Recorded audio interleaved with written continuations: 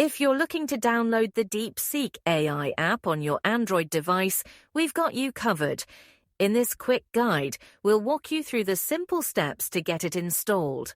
Open the Play Store app on your Android device and make sure you're signed in to your Google account. At the top of the screen, tap on the search bar and type DeepSeek AI.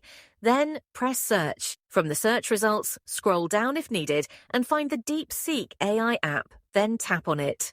On the apps page, tap Install and wait for the download to complete.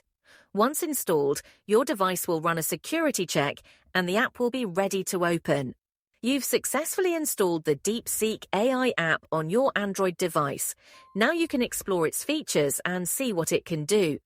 If you found this tutorial helpful, give it a thumbs up, subscribe for more tech guides, and hit the notification bell so you never miss an update. Thanks for watching and see you in the next one.